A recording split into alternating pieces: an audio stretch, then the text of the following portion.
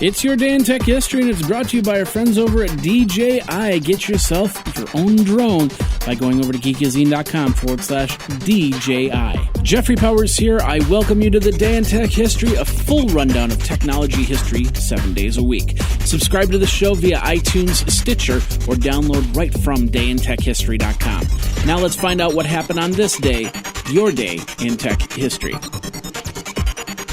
March 5th, 1975, the Homebrew Computer Club first meets in a garage in Menlo Park, California.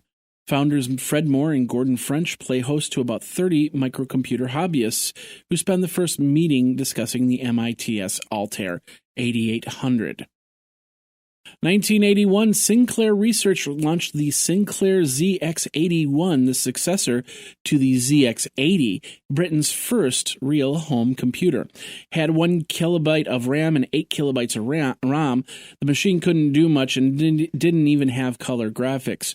But the machine sold over 1.5 million units because of its price, $69.95, 69 pounds, or $49.95 as a kit.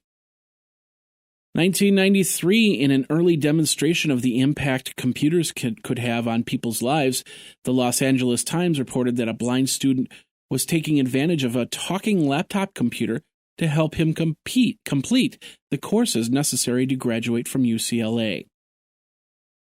1994, Arizona lawyer Lawrence Cantor and Martha Siegel spammed 6,000 Usenet groups with posting advertising green card lottery services.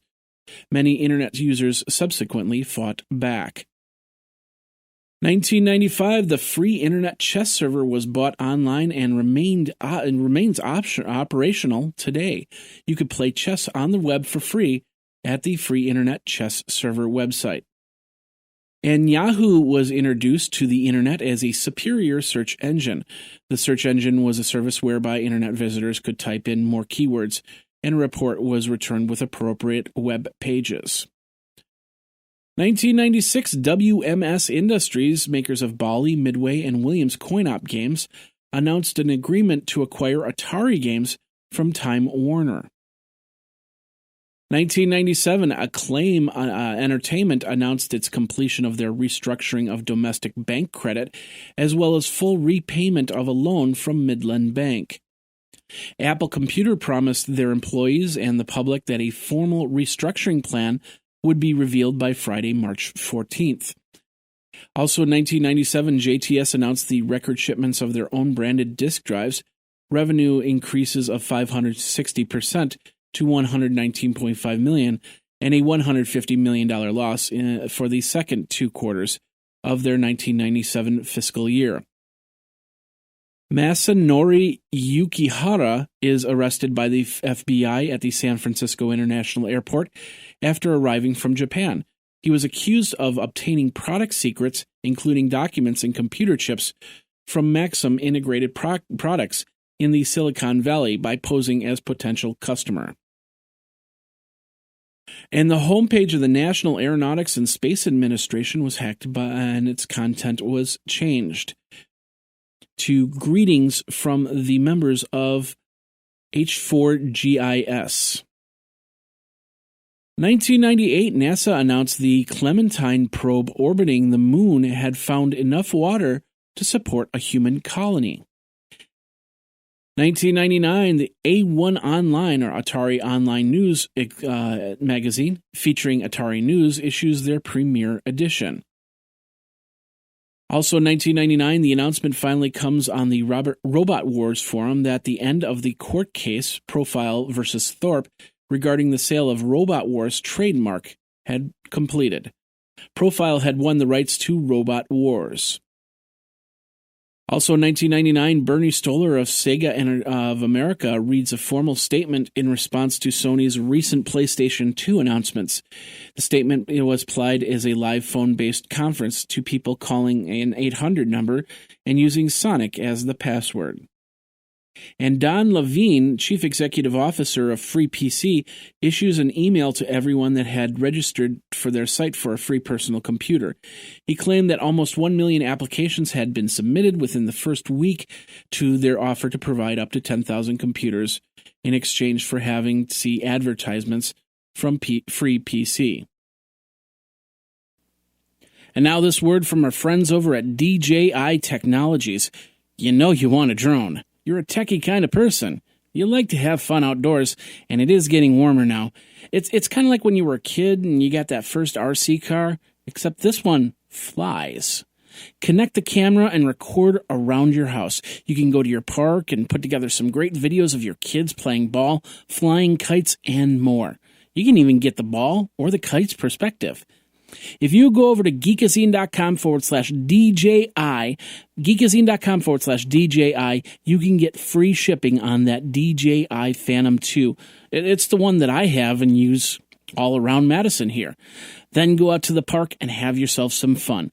Geeky fun with DJI Technologies and the Phantom 2 drone. Now let's get back into your day in tech history. In 2002, Handspring resumed selling their Visor Platinum handheld computer for $169, and Yahoo appointed Christine Castro as their chief communications officer. 2008, AOL announced that they would make the AIM, AOL Instant Messenger 2.0 developer program, and web and print publisher Ziff Davis files for bankruptcy protection. 2009, President Barack Obama named Vivek Kundra as the new Chief Technology Officer. 2012, the U.S. Circuit Court Judge Richard Posner ordered Motorola Mobility and a parent company, Google, to hand over development information about Android to Apple. This was to see if Motorola violated 6 different patents. 2013, Roku launched the Roku 3 with an updated processor, headphone jack within the remote, and updated UI for better navigation. $99 for the Roku 3. Also in 2013, YouTube announced that they would launch music subscriptions later in the year. And Facebook announced that they would be launching content-specific news feeds and increase photo sizes and profiles. And in 2014, Radio Shack announced that they would be closing 1,100 stores in the United States to counter financial issues in the previous quarter. Freedom Pop launched the Snowden phone, a fully encrypted device to allow for private communication. Price was $189 without a contract. And Yahoo removed Facebook and Google login options from their website login. And that's your day in tech history. My name is Jeffrey Powers, www.dayintechhistory.com. All the show notes are over at wikizine.com, Geekazine's wiki. And of course, you can like the Facebook page and follow Twitter at DayInTechHist. Until tomorrow, take care. Day in Tech History is copyright 2015, JMP Enterprise and Geekazine.com.